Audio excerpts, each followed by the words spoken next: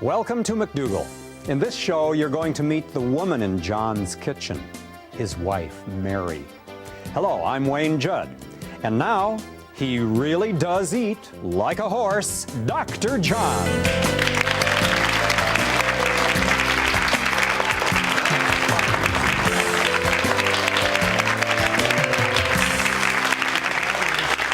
It gives me a subject to talk to you about. You know, people probably think I sit back there and plan these subjects, script them out, get the research ready and so on. I don't. Quite honest with you, I was planning on doing a discussion on early detection techniques before you said that, and I've abandoned it and decided to talk to you about... So it changed your whole kickoff topic? You have changed the entire topic. Instead, I've decided to talk to you about eating like a horse. Eating like a horse. Yes, and I agree, I eat like a horse. That's well, we were right. That's right. Horses are vegetarians. Horses are vegetarians, but... And I'd like to contrast for you the difference between vegetarians and carnivores. All right. In terms of various animals. Now, what if I was going to mention a carnivore, what animal would come to mind for you? Dog. Or wolf. How about a cat? Cat is fine if you want to talk about a cat. And if I there was a right answer. Tell me if there's a right answer, Yes, John. there was a right answer. Okay, that's cat. Fine. Cat. No, I like the dog, too. Okay. So it's fine. Well, let's go with cat. And we'll go with cat. All right. Now, how about if I mentioned a vegetarian? A vegetarian, I would think of a cow. All right. Or a horse. Well, a horse, since we're talking horse. Or a monkey. Pretty much vegetarians. I'm having a hard time with the right answers on this. Okay, well, I just want to give you some options because we've got lots of people out there that relate to this. Yes. All right, so let's compare the two. First of all, let's compare the tooth structure of a carnivore, like your cat, all right, and say the monkey or the horse. Teeth. Our teeth are more like which? Well, I know what the right answer is to this. Well, we're do I more have to like bring the a mirror horse. out? We're more like right. We're more like the horse than the cat, John. That's right? exactly right. We don't have those sharp, pointy teeth. You know, people say we got these sharp, pointy teeth. They point to their incisors. Well, go to the mirror and look in the mirror. You see, these are very flat teeth. They're nothing at all like what you see in a cat's mouth. No, it's true. All right. Now, to continue the comparison, a plant-eating animal or herbivore has an enzyme in the saliva called alpha amylase or ptyalin. Its sole job is to digest starch. That enzyme is missing in the cat's saliva. The cat has a stomach that has a very high concentration of hydrochloric acid for breaking down the high-protein meats that it eats, whereas our concentration of hydrochloric acid is quite low. May I ask you a question about that before you go on? Do you have a cat? I have a cat. You have a cat? Do you feed it meat? At times, but it eats a diet that's very close to meat. I was just wondering how far you'd go with your non-meat. Well, it's only out of convenience. Really, you should not feed your cat a vegetarian diet. It'll get very sick and die. So it should eat meat. Absolutely, because which means this brings us back. We've got to kill something. But out of convenience, we feed it a diet. I'm just curious about that. Go on. All right. The carnivorous animal has a very short intestine, so that the remnants of the food can be quickly digested and quickly passed out of the system, so they don't putrefy. Whereas a plant-eating animal has a very long, convoluted intestine, so that all the digestion and breakdown of the plant parts can take place. So it takes longer to digest vegetables than it does meat? Oh, much longer. You got to break down. You got to break down the carbohydrates. I thought meat was horrible to digest. Haven't you heard people say they eat meat and it just lies in the bottom of their stomach? That's because of the fact, just because we have that long intestine, and so that long intestine is so the food will lie in the stomach for a long time. The meat's not supposed to, so it putrefies. It rots. Okay. All right. Now here's another good comparison. We have hands for gathering. Yes. Not for tearing meat apart. If you have any doubt, go home, or you'll have to go to a friend's house, get out a big steak and try and tear it apart. Won't happen. Where hands are designed for gathering. Yes. We have a liver that has a limited capacity to excrete cholesterol, whereas a dog or a cat, you can feed them pure egg yolks, and they'll just increase their production of bile acid and excrete all that cholesterol. And of course, cholesterol comes from meats. Yes. We are obliged to have vitamin C. Vitamin C is present in plants, whereas most animals, including carnivores, don't have to have vitamin C in their diet. We do. So we were designed, our creator, thinking we'd never be in a situation without adequate plants or vitamin C. And here's a couple of good ones for you. How do plant-eating animals cool themselves? Plant-eating animals? Yes, like a horse. How does it cool itself? Well, they sweat. They sweat. How does a carnivorous animal, like your cat, cool itself? They pant with their tongue hanging out. I've known you for a long time, and I've yet to see, under these hot lights, I've yet to see you panting. No, I haven't done that. So I have to. Okay, how about when you drink? A plant-eating animal, when it drinks, what does it do? In general.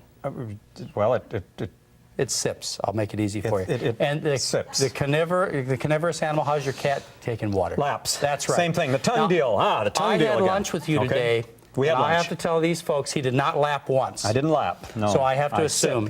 I sipped. I have to assume by all that comparison, anatomy and physiology, that you were designed as a plant-eating animal. But where we get full is the human being as a survivor.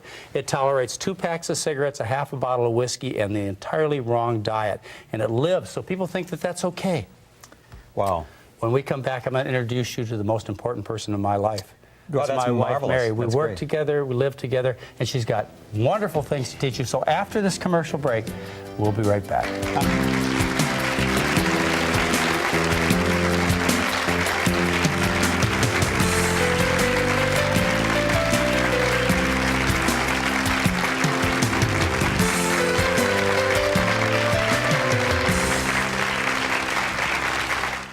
Are you looking for a way to change your life?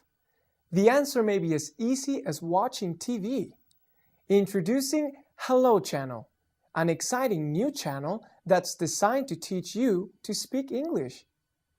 New opportunities will be available to you when you learn the language of the internet, commerce, travel, and diplomacy. No need to pay for your expensive schools or tutors. You can learn English by watching Hello Channel. Invest in yourself. For a brighter future, say hello.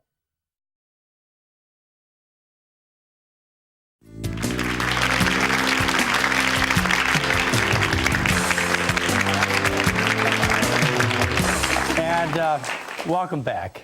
Mary McDougall is with us. Mary McDougall, of course, is my wife and the co-author of the books.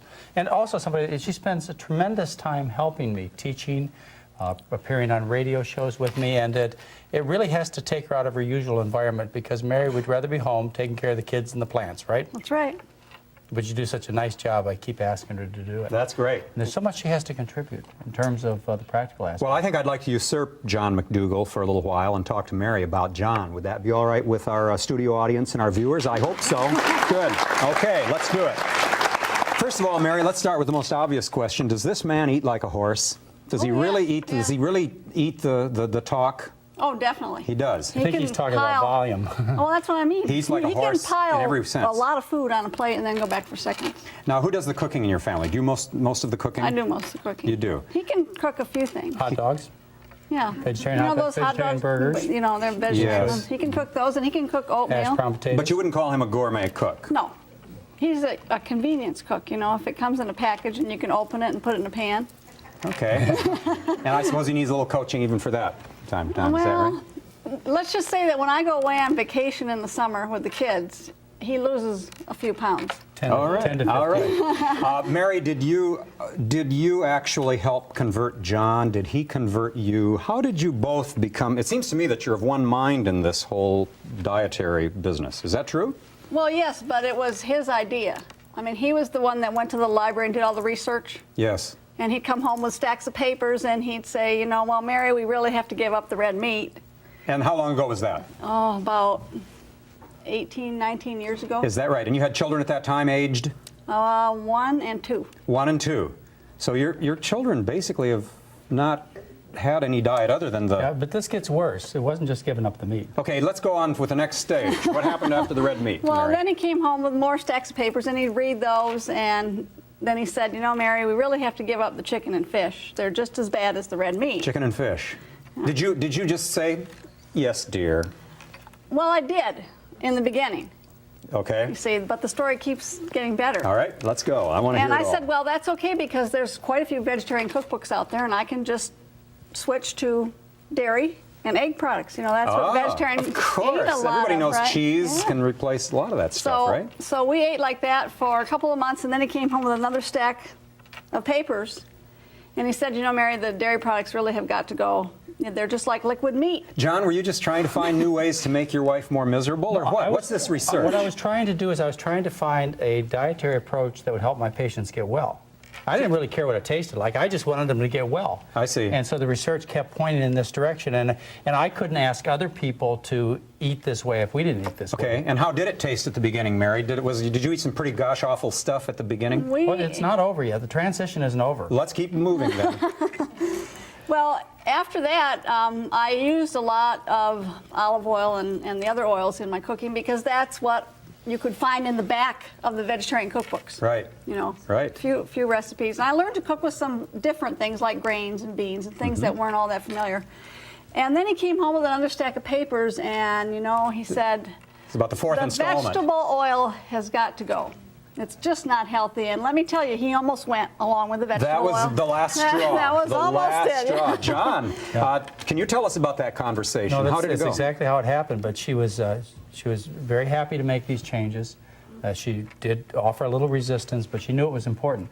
And the adjustment that we made turned out to be not only valuable for other people, but it saved us the problems of being overweight 20 years later, saved us the problems of looking at heart disease and breast cancer and Yes. other things that so many people fear greatly. We feel that we have a much reduced risk of these problems. And this was, in fact, was your objective when you did this research? It wasn't something that came later? I was only concerned about my patients. I wasn't really concerned about our own diet. Right. I just wanted to, because I was so frustrated, Wayne, because my patients would not get well. Those that were fat stayed fat. Those that had chronic indigestion stayed sick. The pills didn't solve the problems.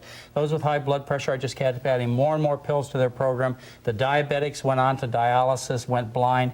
I felt like a lousy doctor because Yes. none of my patients did well. And so I was fortunate enough to learn the importance of good diet when we lived in Hawaii on a plantation. I saw my plantation patients, my first generation plantation patients, who were from Japan, China, and the Philippines, were very healthy. And so it gave me an idea how important diet was. And so I just started going to the library and doing all this research and found out how important it was. But this strongly opinionated, well-informed husband of yours didn't, in fact, bully you into this. You came cheerfully and you saw the good sense of this, Oh, I take yes. it. The difficult part at first for me was to learn how to cook foods without any oil or anything else in them. And we had a few failures. How did some of that food taste? Can you remember any of it, John? Do you remember any particular disaster? The failures I didn't get to eat. Oh, you hid those No, we fed those, or we tried to feed those to our dogs.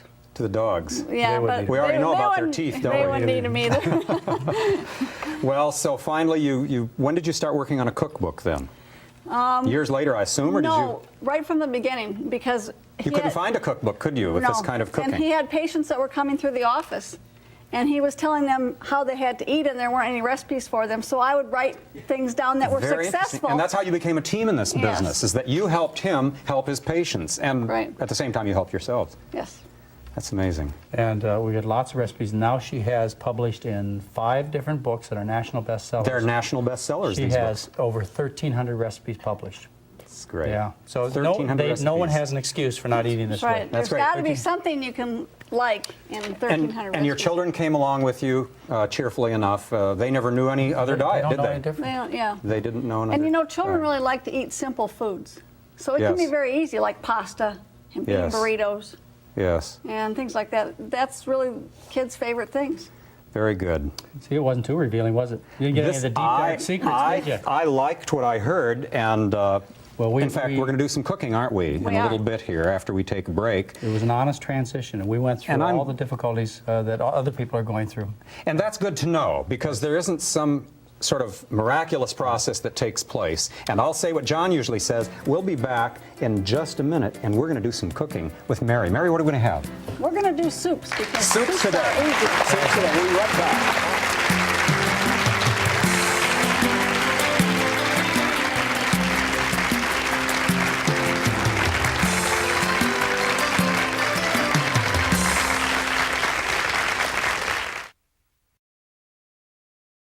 Just say. Just say. Just say. Just say. Just say. Just say. Just say. Just say. Just say. Hello.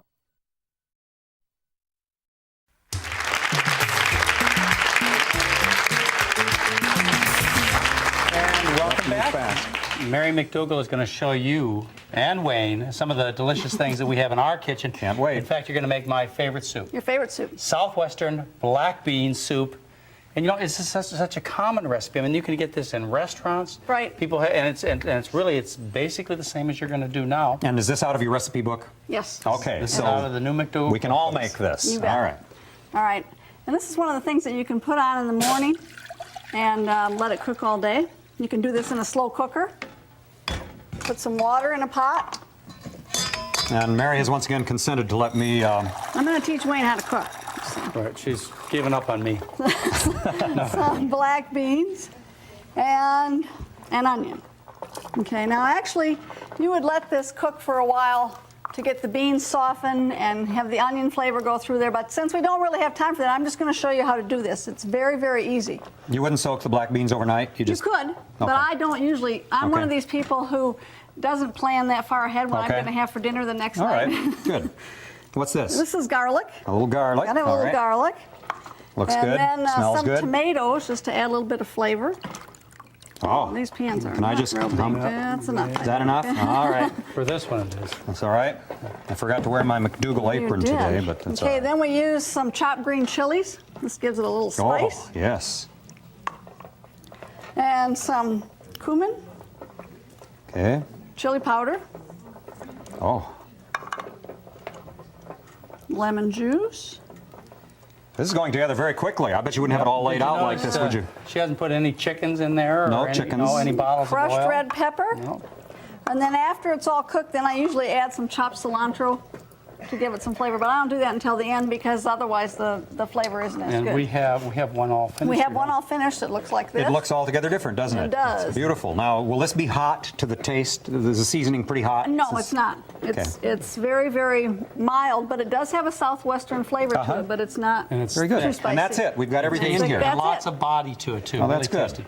Well, are we going to do something else? Shall I No, move this? we're gonna do We're going to do something something else. else. Okay. Something simple again, I hope. Something really simple. This is something that I've discovered is it's easy to use already prepared products to make things much faster. We're going to make a quick bean and vegetable chowder. All right. And this is you're pouring This is in. vegetable broth. Where do you get vegetable broth You can from? buy this in any supermarket. You can buy it in health food stores. You can make your own and freeze it.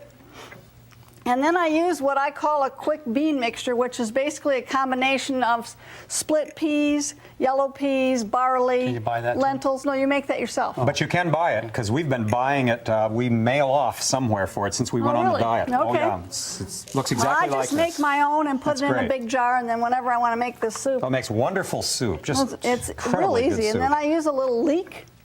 I like the flavor of leeks. And then instead of chopping up a potato and making a potato for my chowder, I use frozen hash brown potatoes. Now that's my kind of cooking. All right. Well, you just open the John, bag. you could do this, I huh? could do And, All right. and the potatoes, I use them in a lot of things because they thicken things really nicely. And then I use some frozen corn. Oh, it looks like chowder, Mary. It does. Why, that's wonderful. And there are no clams in here yet, are there? No clams. Not going to put any clams in here. All right, we use a little soy If you sauce. think about it, they add very little. The meat is put in there as a garnish, and it really doesn't bring any flavor to it. The flavor really comes doesn't. from the seasonings and all the vegetables you put in. And clams, I'm going to assume, aren't very good to eat anyway, right, They John? are very high in cholesterol. Yeah. Very high in animal protein. What did you just put in here, Mary? I put no some dietary marjoram and thyme. No And carbohydrates. here's some sage and pepper. All right. Oh. The clams are gritty too.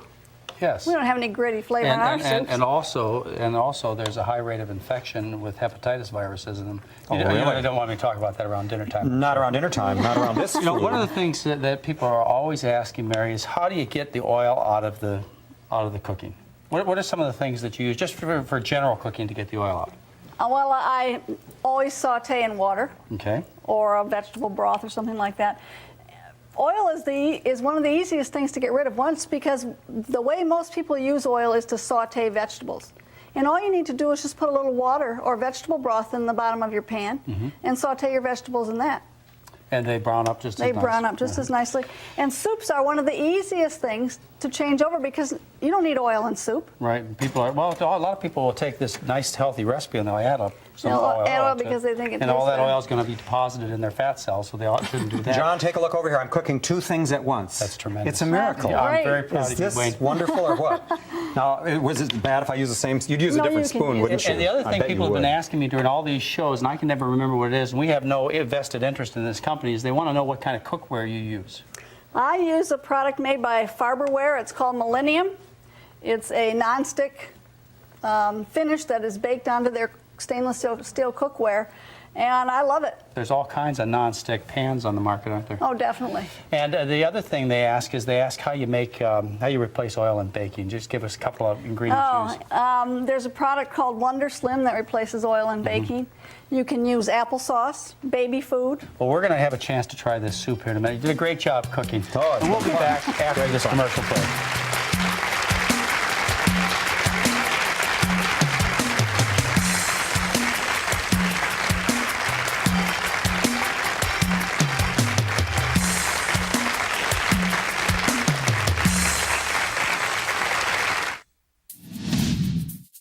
This is Hello Channel. Come learn English as you watch TV. It will change your life.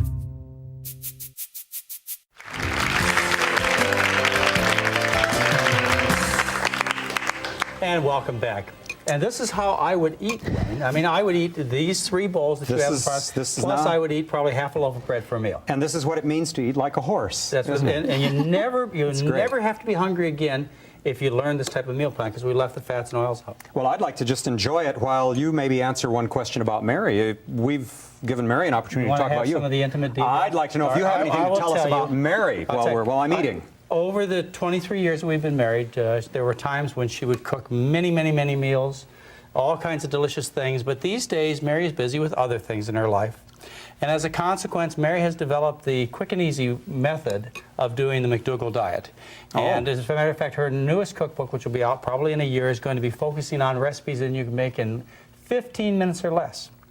Well, yes, because she has discovered that there are other things in life besides the kitchen. That's not the one you were just talking about a little while ago. This is another new one. That's the next project she has.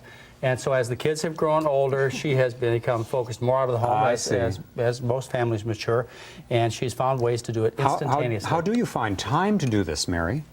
With John gone, you don't have much to do, right? He's everywhere. Tell them about some of your instant meals, Mary. I'd like to hear about that. Well, like I said, I use a lot of the frozen potatoes and vegetables and things like that. When I fix rice, I always fix extra so that I can make up something really fast the next day. Canned beans are great to use, and they make pasta sauces that are fat-free. There's about 20 varieties now that are fat-free, so you don't even have to cook. And that's going to be more and more the case as we move on, and this whole movement becomes nationwide. And I've learned to love these bottled pasta sauces, yes. I used to love the ones you made from scratch, but I've learned to love the other ones. And we have all kinds of interesting box soups. Right. Will that be as tasty as these 3 soups that I'm enjoying now? This black bean is just too good. No, Wayne, they're not. They're not as good. They're not as but good. You should buy the book anyway, right? No, the ones that she makes from scratch are much, much better. But I never let her know that because I don't want her to have to go back to being a slave to the kitchen. Otherwise, I'd give up cooking entirely, right? Probably. And the other thing she's developed is a real talent for eating out. That's good. And we'll have to do a whole show on that. I'll have to do a whole show on how to eat out. And tell you how in our town of Santa Rosa, she has talked 70 restaurants into fixing McDougall food, and it's right on the menu. There is the ultimate strategy that Mary has. Right. Mary, thank you. It's been fun hearing more about John. I really appreciate it. I think John's going to bring us to a close now, but it's been great having you. Thank really you, Mary. great. Thank you, and thank you for being with us. And goodbye. We'll see you next time. Bye-bye.